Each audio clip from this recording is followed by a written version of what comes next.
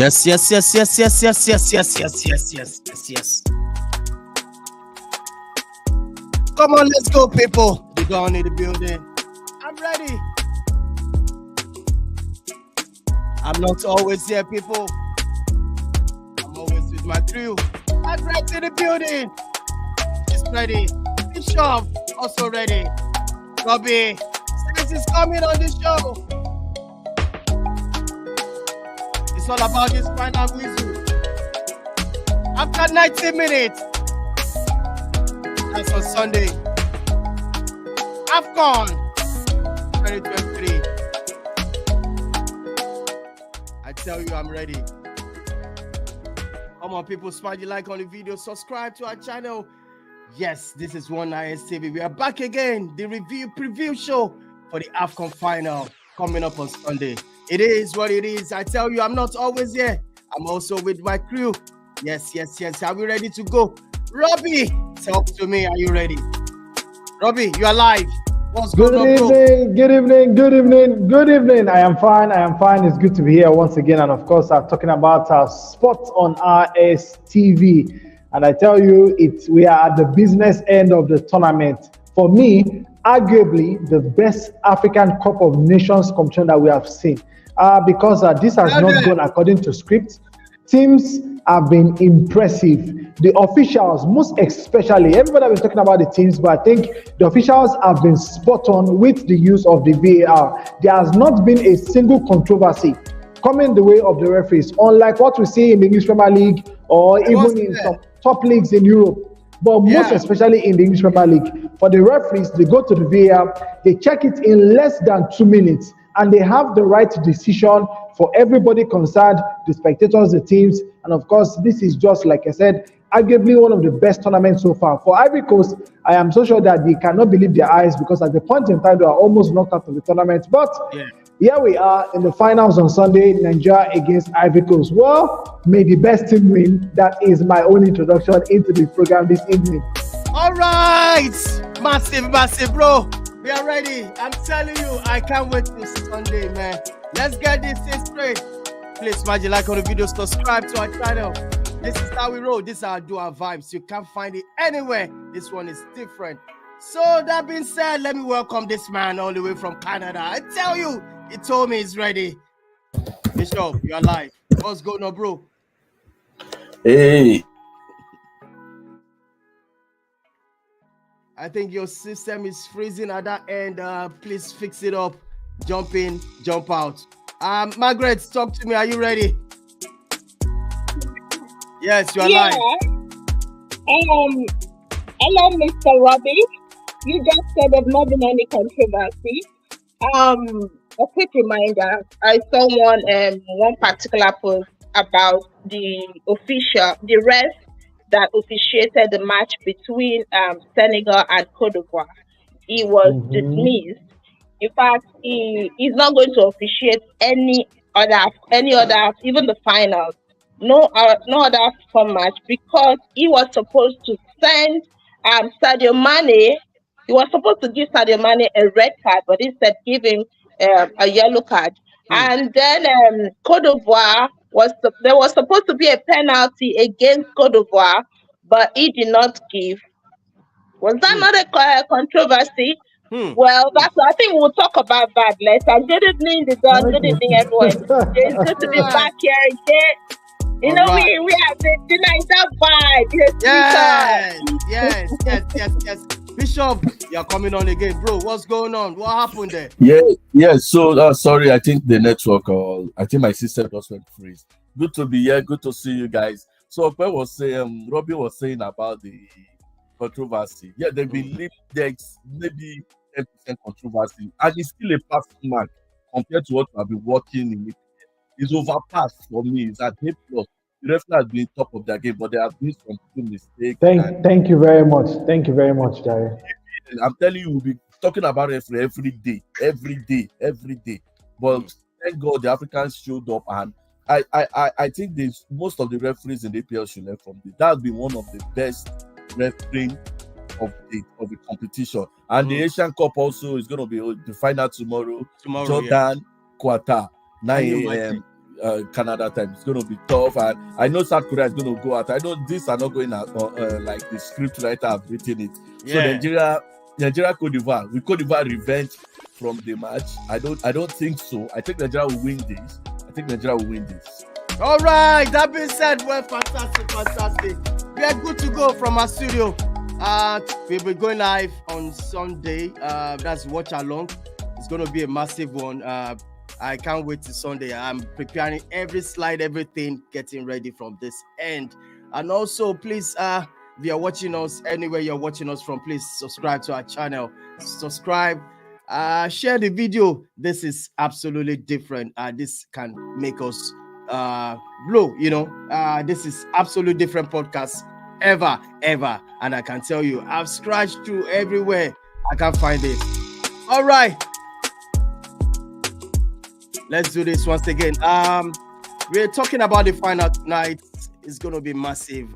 Let's go. We're going to go to EPL as well too. EPL game week 24 is going to now. This is the final, Nigeria versus Cote d'Ivoire, which is on Sunday 11th February 2024. Robbie, how are you feeling for this final? Talk to me.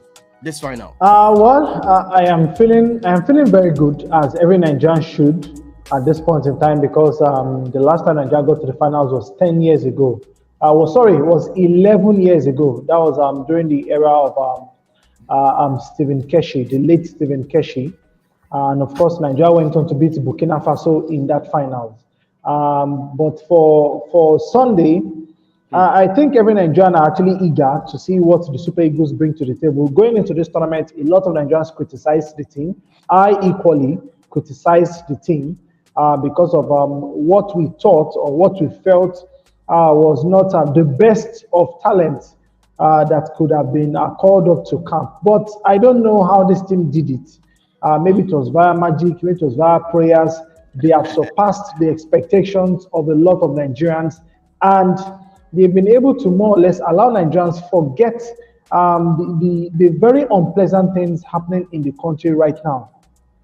Because I've been able to interact with a lot of people on the streets, and all they're just talking about is the Super Eagles. And of course, to tell you how extreme Nigerians take the match, over 4 people lost their lives in the semi-finals that was played. That was on Wednesday in Nigeria. They didn't have an accident or anything, but they could not just cope with the emotional stress of that game. A university registrar slumped and died. A political figure also slumped and died. And of course, you had several cases across the country like that. So it tells you how emotionally invested Nigerians are into football and, of course, into the national team. Coming back to the question, can Nigeria win on Sunday? Well, I think it's a 50-50 thing because Nigeria does not just desire the trophy, which will make it the fourth trophy for Nigeria. For the hosts, I believe that they would see their advance in this tournament as a second bite of the cherry, and of course, a very, very unlikely lifeline that they have grabbed, they have handled with both hands going into this final. They want revenge against Nigeria. They want their own third AFCON title. So I think it's going to be one very, very interesting match. And of course, like I said, may the best team win. Deep down, I want Nigeria to win. But like I said, sometimes what you want, you might not get it because the god of football or the person on the other side wants it much more than you do. So may the best team win on Sunday. All right. Thank you so much. I'm going to cross over to Margaret. Margaret, how are you feeling about this final? Nigeria going into this final. How are you feeling?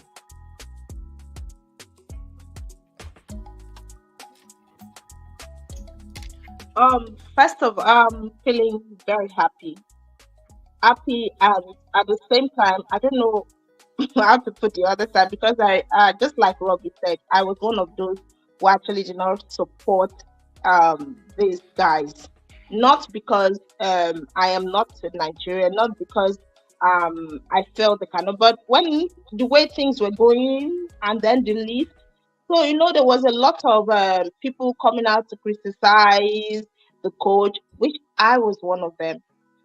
But to my greatest surprise, it got to the final fight, being stingy. Man, let me just use that word with goals, not wanting to score goal, but they got to the final to the much delight of over 200 million Nigerians. So final, it is anyone's game. Anything can actually happen. Yeah. Anything can happen, and we just hope that they will get the much needed win, and then we'll make Nigeria happy. Since 2013, nothing has actually been happening. I am very sorry. This is what we're facing right now. Hopefully, we'll just the Nations Cup. If we win the title on Sunday, we'll be able to forget that we are suffering some power supply. All right. That being said, straight up to Bishop. Bishop, Sunday is the final. Nigeria versus Cote d'Ivoire. How are you feeling? Can we nick this to be the winner on Sunday? Yes, we can. We've done it before against them. We can do it again. I don't see the Cote d'Ivoire playing anything special. It's just the kind of they have this agility in them. They don't want to lose. They don't want to let their fans down. That's all they're doing. That's what they're doing. I saw their game against DR Congo. DR Congo scored the first goal and they disallowed it. I was like, that's a goal. The keeper dropped the ball.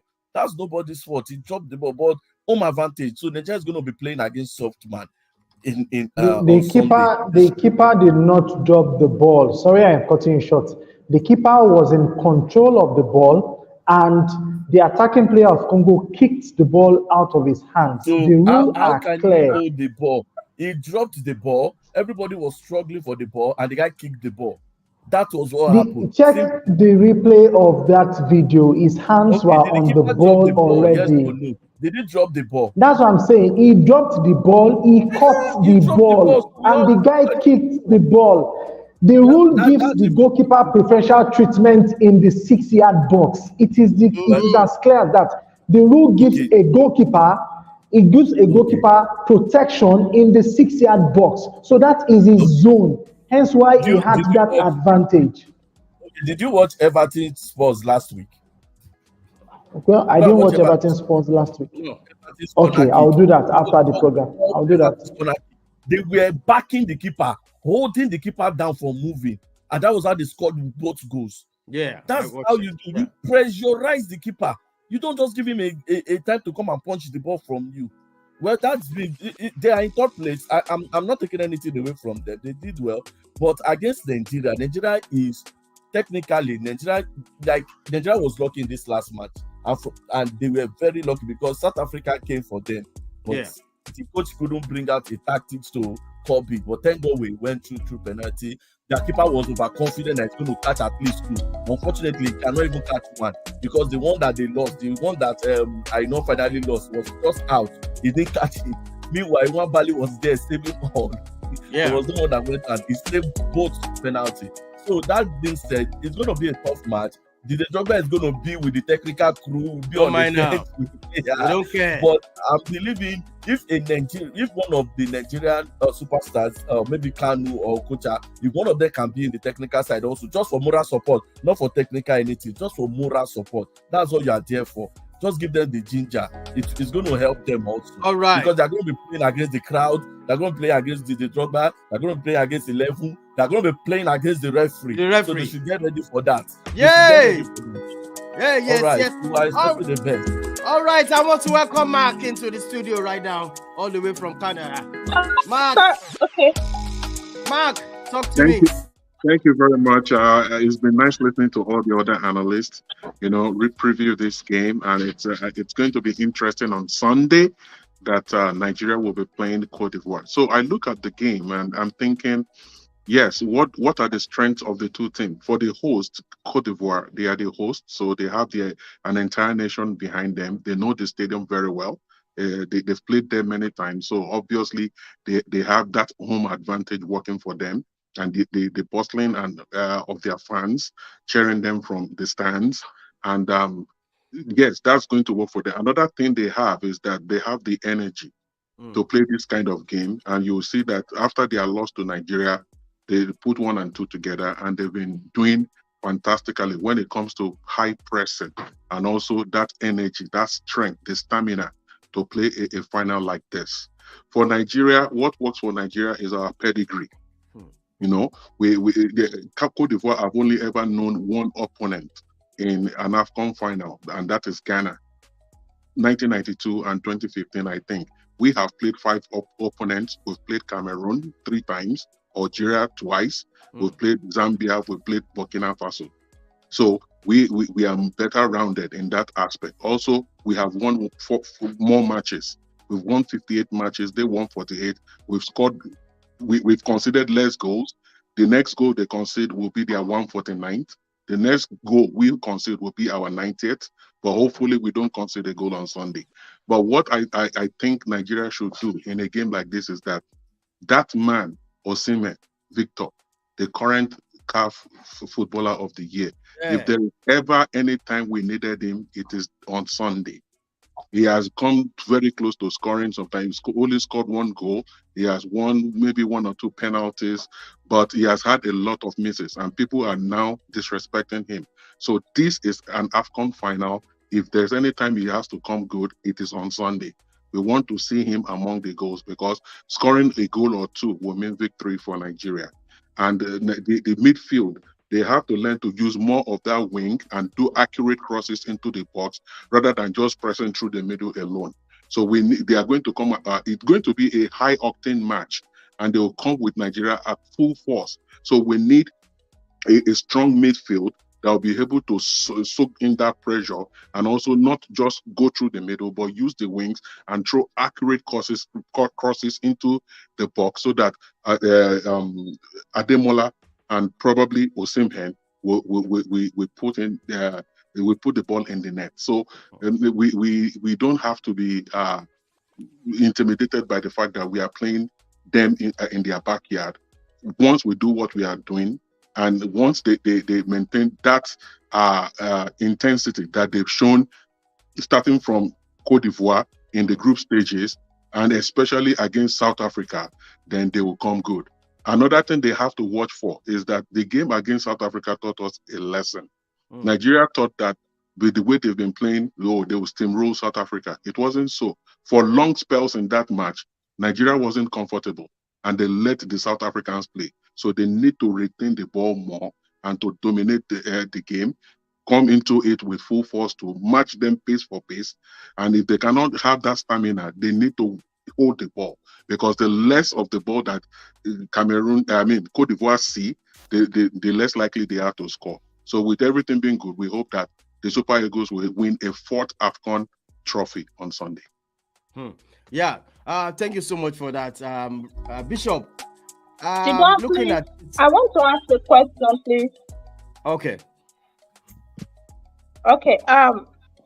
My question, fine, we're playing final between is the final between the two sides, but has it ever happened that a host country being beaten twice by the same opponent in the same tournament?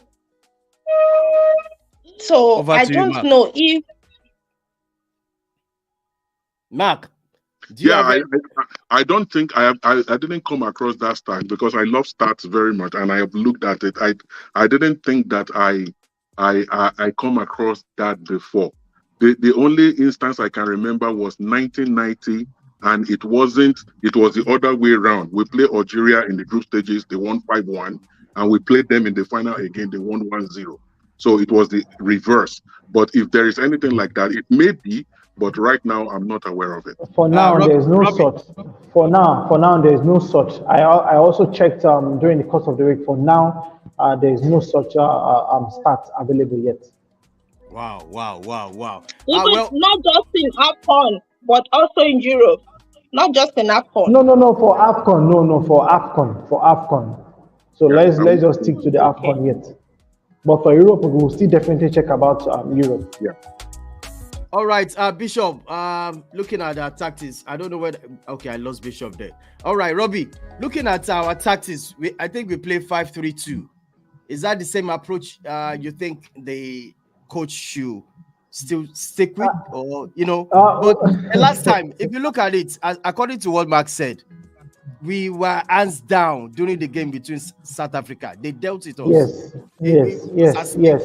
Yeah, so going into this game, what do you think the tactics the coach should use going into this game? I think majorly on paper, Nigeria has always played. Nigeria has more or less played like a 4-3-3. But in the shape of the game, most especially when we are being attacked, we get to see 5 defenders at the back. So I think the two teams that literally played Nigeria hands down were Ivory Coast in the group stage and South Africa. That was in the semi-finals that we just saw on Wednesday.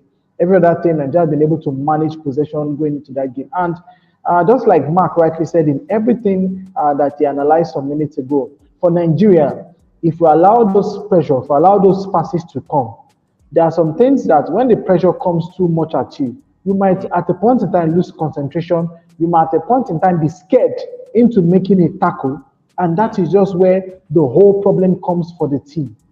So, and looking at the arrays of stars we took to this tournament, Nigeria only took 5 midfielders to this tournament. And like I said, how we survived to this point is literally a miracle. How we survived up to this point. What's his name? Iwobi has played virtually all the games. Frank Onyeka, I believe so as well. Alassane, because of that injury, I think he missed about 2 games or thereabouts. So, and that just tells you that for somebody like Joe Aribo hasn't even been prominent. I think Joe Aribo played about 2 games or thereabouts. And if you check the whole time Joe Aribo spent on the field, in fact, those times are less than 45 minutes. Yeah. So it just tells you that Nigeria has been really blessed and lucky with the arrays of midfielders we have taken. And the truth is, man for man, start for start, Iwobi is nowhere near Frank Kessie. Yeah. Iwobi is nowhere near the other guys in the midfield. Their name has escaped my mind right now. So it just tells you that the midfield, let us forget it on Sunday. I think the midfield will go to the Ivorians because we do not have the legs. We do not have the personnel to more or less break play and let us recycle that ball. Nigeria will rely majorly on a lot of balls a lot of balls. I'm trying to look for the right word now. A lot of balls going over the midfield. Nigeria will rely on a lot of long balls from the defense, from William Trust-Ekong, from Ola, from Zaidu, if he plays on that day, to get to the attack. So in this case, like I said, for aside that tactics, Nigeria also rely on a lot of counter attacks, which we have seen Nigeria do very, very well. It was a counter-attack that more or less, a counter-attack and a pressure that brought about the goal Nigeria scored against Cameroon. And a lot of teams understand how potent somebody like Victor Osimhen is good at that one-man press. So going into that game, for the midfield, we actually need a lot of bodies in that midfield. And that probably would demand that Nigeria more or less play maybe a 3-5-2 in this case, because we need bodies in that midfield. Going into that match on Sunday, Nigeria probably might play a 4-3-3 once again. And if you look at the Ivorians, they probably will come with a 4-4-2, or they might come with a 3-5-2, because I don't believe they are going to play a 4-3-3, because they have a lot of midfielders in that team. And of course, trust that if that troublesome guy they call Adingra plays on that day, then I guess we should start playing and holding on to every other medical device you can find around, because that guy alone is a lot of trouble. So going into that game, a lot of things really needs to click for not just Nigeria but also for Ivory Coast. And like I said, may the best team win. May the best team win. Robbie, I don't like that. I don't like that at all. May the best team win. I don't like that. Well, he has to balance it, because as a journalist, we don't want to take sides. Yeah, we can predict in favor of the team that we are sentimental about, but we also want to show our viewers that we are not biased, you know. And I think I agree with him what the last thing he said about making sure that midfield, that battle, even if Cote d'Ivoire wins it, then they use the long balls, the fast breaks, the counter attack, where Victor Osimhen will be crucial. Ademola Lookman will also be crucial there. But that defense has to be solid. There is no slipping on Sunday, no looking back. They need 1000% focus, if there's anything like that, because the Ivorians have an axe to grind. We have already beaten them, you know, and they felt robbed because of that penalty. And now that it's a final, they are playing at home, they will give it everything. So Nigeria has to be very focused on Sunday. Yeah. All right, Margaret. At this point in time, this coach will be thinking, do I need to make any changes? Or from your own point of view, are you expecting any changes from the players tomorrow to be filed out tomorrow? I'm talking of, it has to stick with the goalkeeper. And looking at the defense, I think this defense also is okay for me, but it's just a major big deal is the midfield. So what do you think? What do you think? I think I lost. Margaret, can you hear me loud and clear? With Caicedo, that yes, I can hear you. I can hear you. I can hear you. Can you hear me? Yeah, I can hear you. Go ahead. Go ahead. Go ahead. Can you hear me? Yeah, go ahead. Okay. All right.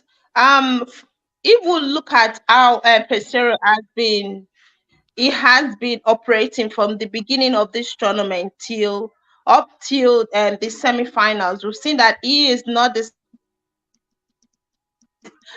formation or changes players, except maybe there is injury. He likes going with the same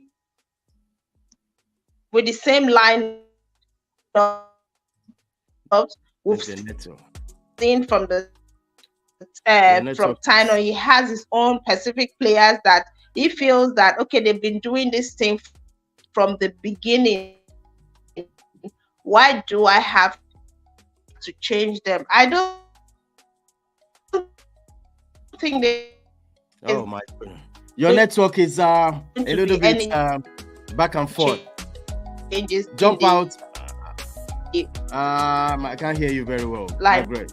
I can't hear you very well. I would like to say something. Yeah. If you don't mind. Yes. Before you say something, Bishop, I was asking Margaret about one thing about us selections. I mean, what the coach is going to go for on Sunday. I'm talking about do you expect any changes? Is it from the back, the midfield, or the forward? Where do you expect any changes? Except there's an injury to any player. That's when I'm saying. Aina was not as effective as he used to be playing on the left-hand side instead of the right-hand side. And I think it's because of the injury to Seidu. Putting the shift there. He was one of not too dormant. He was just there, but it was nothing special. But I always feel like Seidu was the putting I not there. I don't really actually do justice to that week like he does in the other way. So if everybody is fit, I think he will still go with I know and Seidu on the week. Look more to Osimhen forward. But pending any injury, I don't expect to see any changes to that team except injury comes up. All right, Mark, you said you want to say something.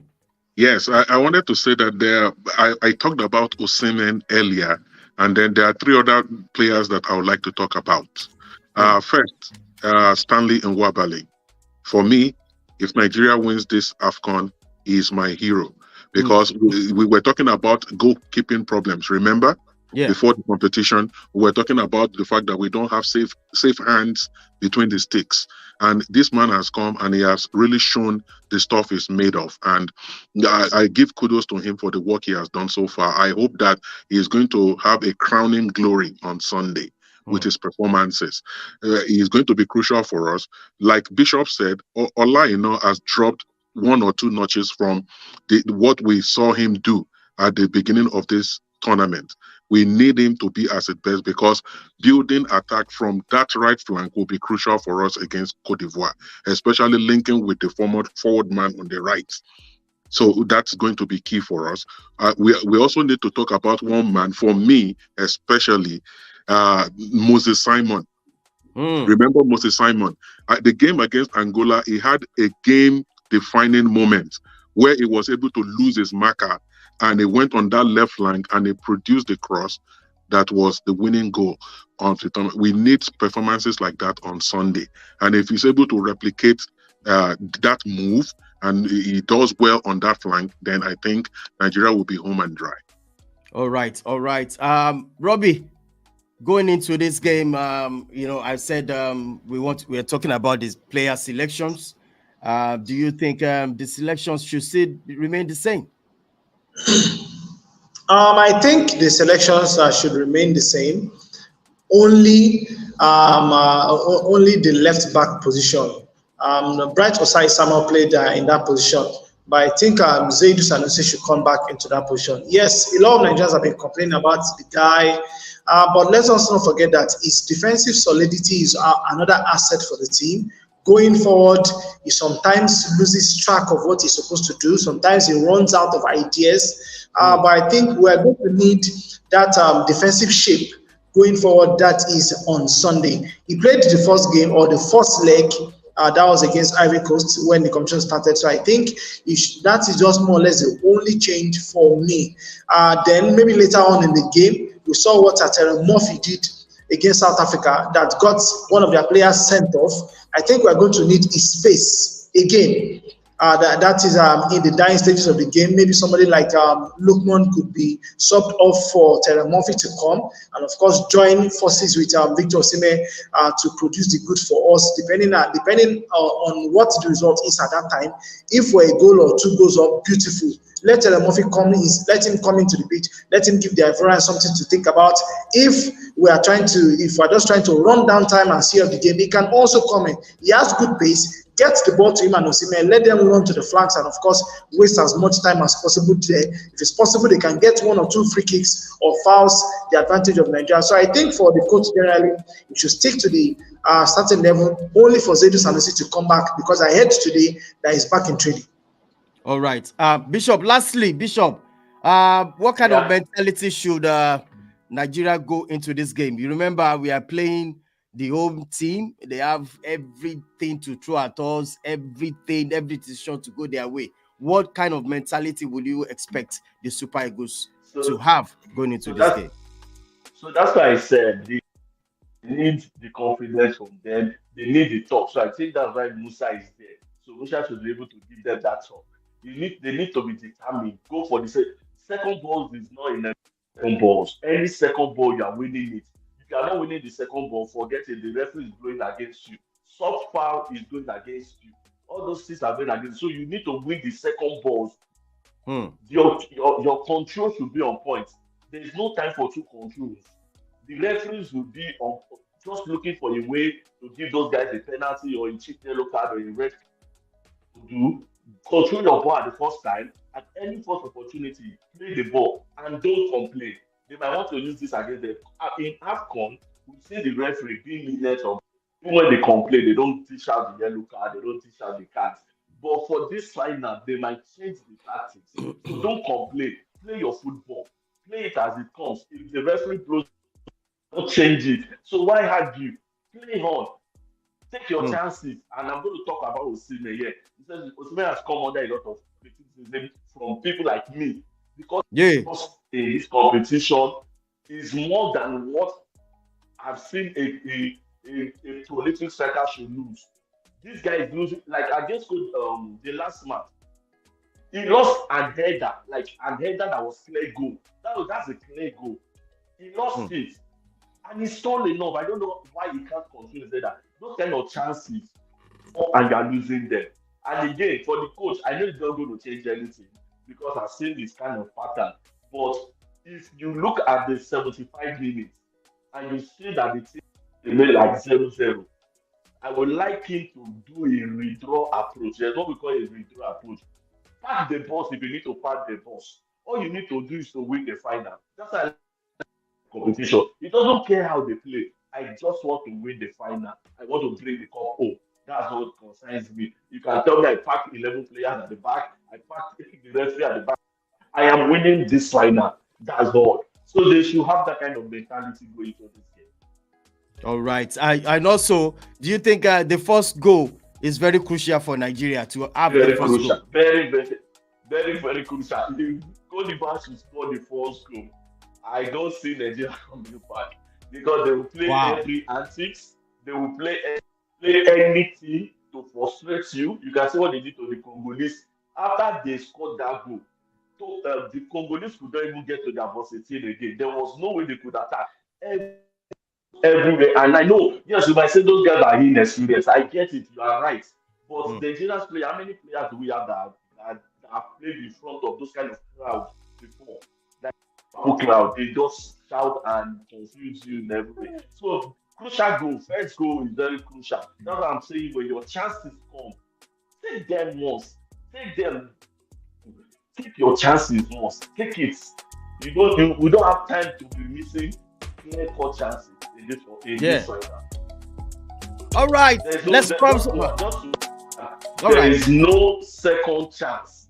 This is it. It's either this or you go home empty-handed. Second is not a prize. You go home empty-handed. I swear, that's true. That's true.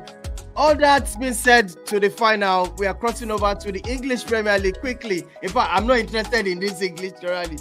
I'm telling you, but I just got to do it for our viewers.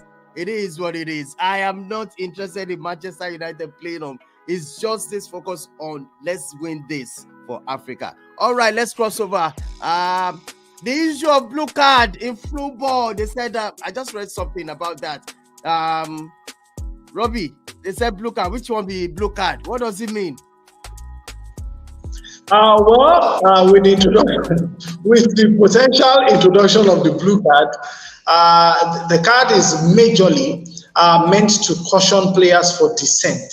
So I think that is just the new angle in which the international football body are coming into this one. Because we've seen players more or less get yellow card for dissent. In some extreme cases, they've gotten a second yellow card that has led to a red card for such players showing dissent to the referees. And of course, you understand what dissent means in football. It means that for a player who probably does not agree with a call from the referee or a call from a linesman, and they decide to go overboard in trying to express their views as regards what they think is more or less a goal that was maybe controversially disallowed or a foul that they believe wasn't a foul on an opponent, the blue card simply gives them a different avenue for them to rethink and, of course, calm down. Hence the blue card, because it comes with a 10 minutes suspension from the game. But today, FIFA released a statement saying that for now, that they will try out the inclusion, or they will try out how effective this blue card will be, that is in lesser tournaments. So we're not going to see this in major tournaments. We're not going to see it in any league for now. We're not going to see it at the World Cup for now. They're going to try it at lesser tournaments, maybe the under-age tournament, under 17, under 20, under 23.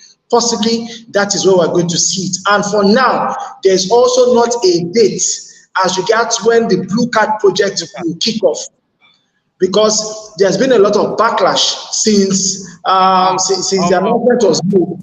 And of course, Mesut Ozil, the former Arsenal player, made a joke yesterday saying that for a team like Atletico Madrid, that maybe at halftime they will have just 6 players on the field because of the aggressive ways they play football. So it's been a very, very touchy subject for footballers, and it's been a touchy subject for everybody involved with the game right now. Bishop, do you think this thing makes sense? The blue card in football? So I don't know. The people in charge of football now, they are more of the commercial side, so they are just looking for the money. Football is a passion. There is no how that you are giving somebody, you are blowing something against somebody, and you expect it to keep quiet. It's going to vent his anger. You need to. That's why I like the African referees. Players for those kind of dissent in this competition. They've not been booking players for those kind of fouls. You can see them express themselves because it's an expressive game. How can you be playing ball? Some people like last week we were talking about celebrity. How can I score and I just keep my hand like this and be going? Or you want me to win the match and I just wave my pass and go? This is Liverpool. I'm just beating for crying out. Where they are coming from. If you are talking of the referee makes a decision, it doesn't favor you. I get that one. What about influencing the ref? And this comes to Man City players and Liverpool players. They can crowd the referee. 4 players, 5 players, crowding the referee. Are they going to get a blue card? Are they going to get what? And the blue card, I think the player is supposed to go out for 10 minutes or 5 minutes, something like that. So if you are doing that, what is it? What's your what? You are taking up the soul from the game. You are taking up. Now, I'm telling you, by next season, the kind of rules that is going to come out, Arteta will have record in almost all the whole game, because the kind of rules they are preparing for Premier League in the next season, that many coaches, which is the one that has souls for the football, the Jordan Klopp, the Guardiola, those guys, they will find it hard to keep match with. All right. Back is quick one on this. Yeah, so IFAB is the body that makes rules about the game, and we should expect that these things will happen. Though the only thing that is constant in life is change. There will always be changes. So they look for ways to give referees more control and to make rules that will make the game better. But for me, this Blue Crab project, on the face of it, is going to complicate things. I think it's just good to keep it simple with the yellow and red cards. Over time, we've seen changes like back passes to the goalkeeper being nullified, which I think was a beautiful thing to do to avoid time wasting. We've also seen that in 1993, they tried to use kicking instead of throw in. And that was what gave Nigeria the win at the final. But they dropped that. And then they came up with these penalty sequences for shootouts. Instead of ABAB, they wanted it to be ABBA. And I think that did not really gel. So they dropped it. So they've come up with this one now. So I think it's going to be time wasting. And it's also going to complicate things. It's better for the referee to carry around 2 cards instead of 3. So I think for me, it's not a very brilliant idea.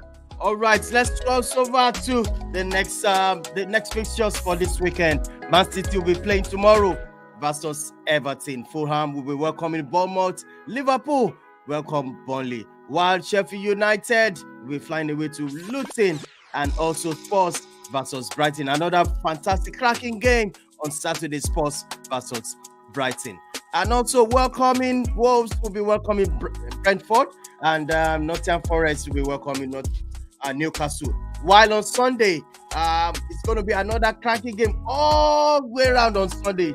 It's a Super Sunday, both in the NFL here, right here, Football League in America.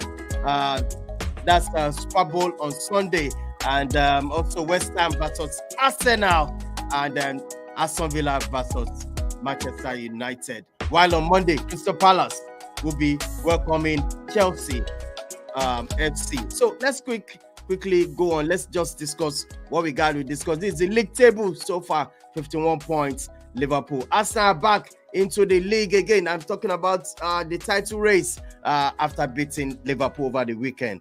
And Man City also is still there, and Aston Villa. Can I quickly ask you, Margaret, because I need this to be clipped. Can Manchester United make top 4? Margaret, can you hear me? Can we make the top 4? I can't hear you. Jeez. Margaret, can you hear me? She can't hear me. You have to unmute your mic.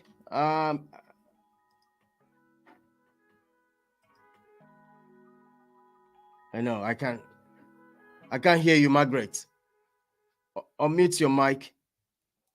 Can Manchester United make the top 4? That's the quick question I want to ask you. Oh no, I don't think I can hear you, Margaret. All right, Bishop, can you hear me? I can hear you.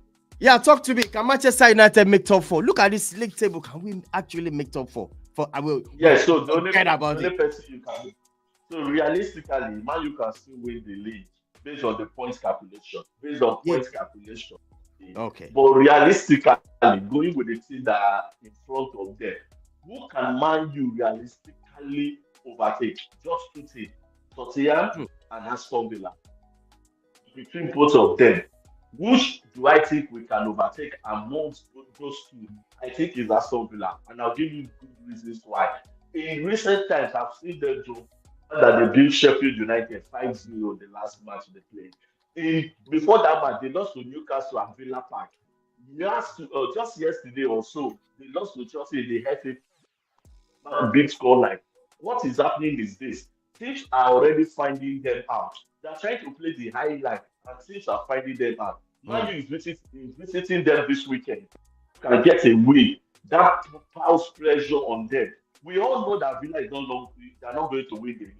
But we're looking at how can they cope with the schedule that is coming. Next Champions League coming up, and they too they're in the Conference League quarterfinal. They're going to be playing also.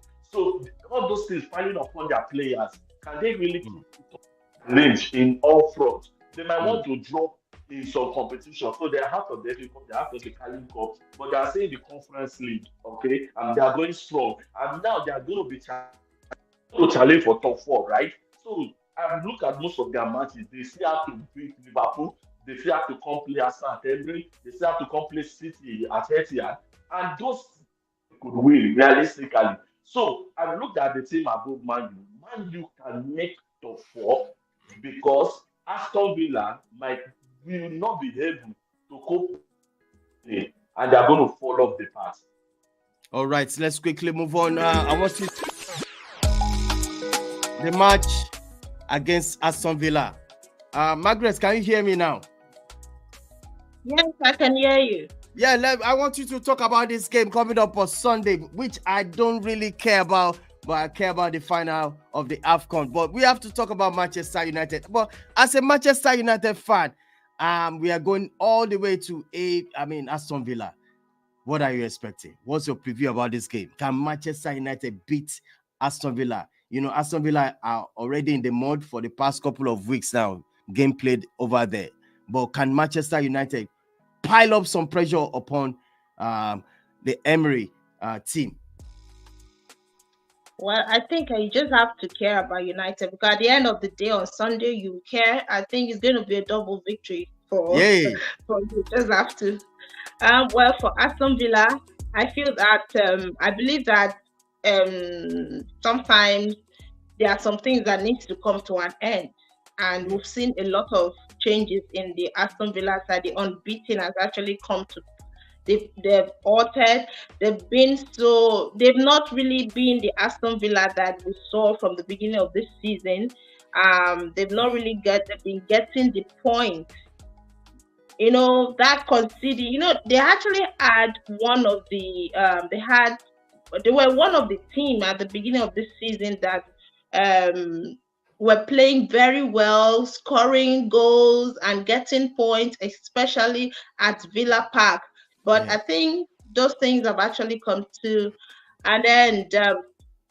Now for Man United, though, Manchester United, let me just put it this way. Are they fear? I know with what we have been seeing of recently, United have not, with under Ten Hag this season, Eric Ten Hag this season, they have not given us that, given the fans, that the joy of watching them beating and winning 3 in a row. I think it's been a long time. It's been a while we've actually seen that. But if United keep up the momentum, so I think they will go to Villa Park and get 3 points, or better still, a draw. But you see that top 4, I said it before, and I'm still going to say it again. That top 4, United will make that top 4. I said that Villa will drop points. Already they've been dropping points. Forget that they won against Sheffield United. They won away at Sheffield United. But that doesn't mean that Villa are back. A lot of people said they are back, and then they lost to Chelsea. So they lost to Chelsea. So I'm just going to see a different side. Whatever will happen on Sunday, I just pray that United shouldn't come out there defeat. We shouldn't just come out losing all 3 points. Even if it's just a draw, it will be a good result. All right. Manchester United top 4, says Margaret. Already they have seen your face. People will look for you. What are you talking about? All right. All right. Bishop, over to you on this game. Arsenal. I didn't see any Arsenal fan showing up for this review. But Bishop, to be candid, on a neutral level, do you think this game will be in favor of Arsenal? I'm keeping it. Arsenal fan is on behalf of Arsenal. So I'm always neutral when it comes to Arsenal, but from Arsenal fans, somehow just feel like I'm always against them. And this is the reason of love for Arsenal, because last week they defeated Liverpool. and they celebrated, which I don't fault them. You need to celebrate anyway. Just even I don't fault you for that. But going to this match, just like I said, and I will say this again, listen, West Ham is becoming Arsenal's pitfall. Since they signed Declan Rice from West Ham, they've not won West Ham in any competition. They've not drew West Ham in any competition. Now, you can argue that was a Carling Cup. They came to the Emirates, they took you to the cleaners. That victory for West Ham at Emirates was not luck. It worked. How are you telling me that it's not going to work again in their home stadium? Now you are going to meet them at home. Now that match, they had some injury problems. 2 or 3 players back. The one that is the most important person in that game, Bowen and Kunduz, they are both playing in that game. I therefore that I want them to shut up the likes of Gary Neville, Karaga, and Co. I don't see them leaving this stadium with 3 points. I don't see them with 3 points because it has shown throughout the pattern, throughout what you have seen in the last matches, that these guys are becoming your pitfall in the game this Sunday. They're going to lose, they're going to drop points in this game. And this one of the games, if they win, now I'm going to stand here. I'm not like the person. They should win this match. They've shown me that yes, they can go on to win the title. This is a deciding match for them. This is a very deciding match for them. And Declan Rice is going to have a poor game because the fans will boo him at every touch. He should know that at every touch they are booing him. Absolutely. They are booing him at every touch. So he should be ready to play above that. Tell us because they boo him, that's why they make a mistake. No, be ready. You are going to an hostile environment, so be ready. And these people is not just going to hand over the match. When they were top of the league, they went to West Ham, they lost. That's Declan Rice being in West Ham. Declan Rice being in West Ham at that time, they lost. Now you are playing them without Declan Rice has moved to your own side. So you have to win. If you want to tell us that you are the title contender for this season, if you want to tell us that you are there, that it's not against Liverpool, it's not against Liverpool, it's just to tell you how far we have come, you don't have to draw this match, you just have to win this match. Anything apart from 3 points in this match, the first my turn on Ateta. And by this match like decide their season. If they drop any points, it's not going to be like these guys are not consistent. And when you can't win the league, that's just actually that's how it is. All right, thank you so much on that. Before we wrap up, Mark, you're going to take us to La Liga level, but then I'm going to just ask this before I wrap up this show. Robbie, the question, your prediction. I want to clip this. Who will win it? Okay. I would say Nigeria will win the African Cup of Nations. Nigeria will win African Cup of Nations. Please, yes. If you don't win, look at the face very well. All right, I want to use that to sign you out. Thank you so much, Robbie. Thank you for joining. Thank you. All right, Bishop. I want to sign you out on this one. Who will win it? Cote d'Ivoire for removing my DR Congo unjustly and unjustly. I'm not going to use that to judge them, but I'm going to look at the play, the side of the team. I'm going to look at who has come this far, not by luck alone, but by taking their chances. Even though I'm in Nigeria, I will say this: Nigeria has done good. So the best thing in this competition. You might come to say, somebody has said, assuming we met Morocco, would have gone. That's your problem. Morocco should have won and come and beat us. That's their problem. So right now, that Nigeria is going to win this AFCON by 2-1. They're winning the final by 2-1. Wow, massive love, Bishop. Thank you so much, Bishop. Thank you. All right, Mark, you are going to give me this. You are going to give me this. Who will win it? Well, I want to be as objective as possible, and I think that because both teams are evenly matched and they didn't actually do too well at the beginning of this competition, but coming from the same group, they have both gotten to the final. Yeah. I think something is telling me Nigeria will nick it this time. I Ooh. don't know what the scoreline may be. It could be another 1-0 win, but I think Nigeria is good enough to win it. All But right. having said that, what I would not like to see is a penalty shootout. I don't want to see that. All right, that means Nigeria is going to take this and hear this from me as well too. Nigeria is going to nick this. We are going to get this. All right, let's switch over to La Liga. The La Liga man is right here. Talk to me. Talk to me. Yeah, so it's the La Liga corner on ISTV in the Continental Sports TV show. And this week, La Liga will enter week 24. On Sunday, Barcelona will be at home to Granada, and everybody will expect that with the recent form of Barcelona, it seems that the Blaugrana are now coming back to their usual self, and they've done very well in the last two games. So they should win this one, especially because they are playing Granada and they are also playing at home. The sad part of this match is that Victor Roque, Barcelona's new acquisition in the winter, will not play this game because he was red carded against Alaves.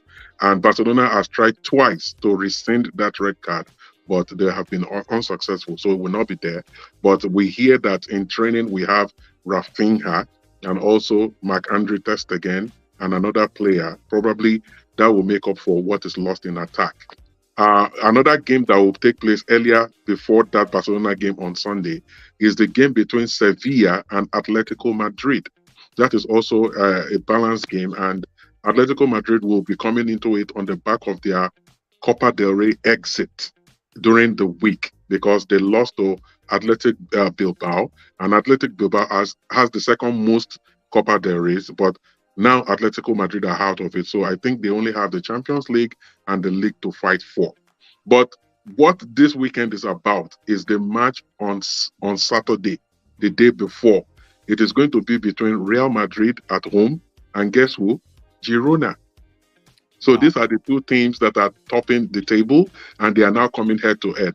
The sad part of it for Girona is that they have not been as commanding as they were when the season began, because now they are now having a topsy-turvy form, and they are now going to the Real Madrid, the Bernabeu. They are going there at the wrong time. This is week 24. We have reached the business end of the league, and Real Madrid will want to win at home.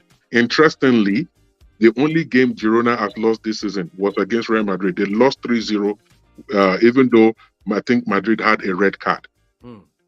So they won 3-0. And so Real Madrid have only also lost one game. They lost to Atletico Madrid.